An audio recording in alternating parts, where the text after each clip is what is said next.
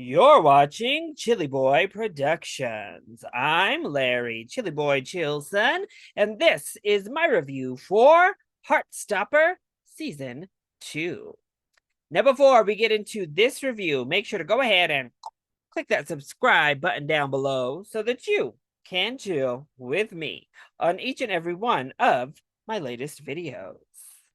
Heartstopper Season 2 is a Netflix original series, once again based on the graphic novels from Alice Oseman. The series stars Joe Locke, Kit Connor, William Gow, Yasmine Finney, and Toby Donovan. The series, once again, consists of 8 episodes, each just around 30 minutes long, debuting only on Netflix starting August 3rd. Now, I will also be doing reactions for each and every episode of Heartstopper Season 2. But before I drop those reactions, I want to give you my thoughts on the season as a whole so you know what to expect coming up for the second season.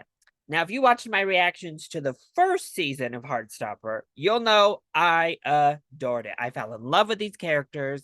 I fell in love with Nick and Charlie's relationship in that first season. This friend group were all so amazing and had such authentic, nice dynamics. It was nice to have this really beautiful content for the queer community, particularly for younger queer audiences, to get something wholesome and something sweet, something that you can just watch and not feel depressed about. The writing was fantastic. The flourishes of animation were fantastic. And waiting for news and the eventual premiere of season 2 has been a struggle, but it's finally here. I've seen all 8 episodes, and I'm so happy to report that season 2 is pretty much perfect. A delightful, beautiful follow-up to the first season. So season 2 literally picks up right where the first season leaves off. And Charlie and Nick are definitely in that new relationship phase. Yeah, they can't keep their hands off each other. But Nick continues to struggle with coming out to the entire class as Charlie begins to reveal some of his personal struggles lying beneath the surface. In addition, our full cast are all back, with Tao and Elle continuing their will they, won't they friend romance from the first season, and Isaac, who actually gets a storyline and screen time in season 2, thankfully. Not to mention, Tara and Darcy have a bigger role to play in the second season as well.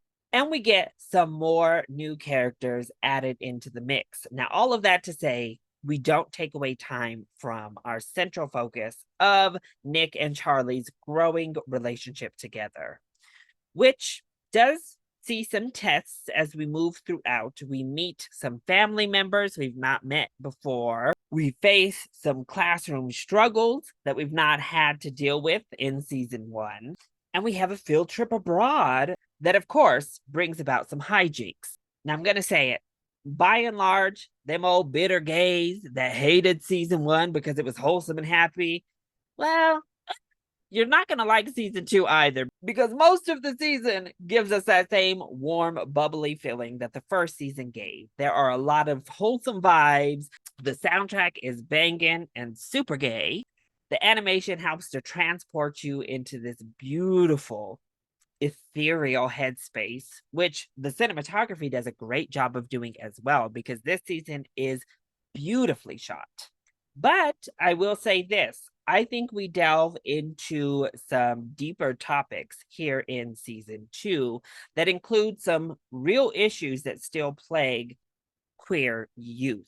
One of the storylines that comes later in the season is actually quite devastating, and once again, something that is unfortunately still very prevalent in our community. On top of that, we're dealing with some deeper personal issues for many of our characters.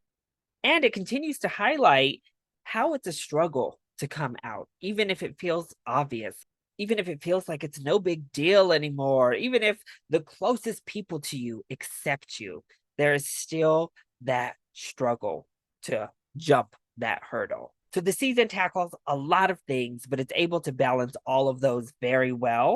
Though we don't wrap up all of those struggles and storylines. Actually, most of them leave it a place that has plenty of room to go through season 3.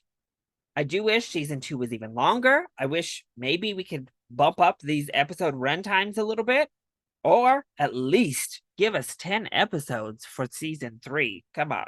But other than that, I think it is a nearly pitch perfect second season to an already pitch perfect show at large. I absolutely adored Heartstopper season 2. I think if you also enjoyed season 1 of Heartstopper, you are in for a real treat, and I suspect you're going to binge this one quickly. I'm so excited for everybody else to experience Heartstopper Season 2 when it debuts on Netflix August 3rd, and I can't wait to hear everyone else's thoughts. I'm so excited to talk about this season with everyone. So please, if you love Heartstopper, come back for my reactions so we can discuss each and every episode.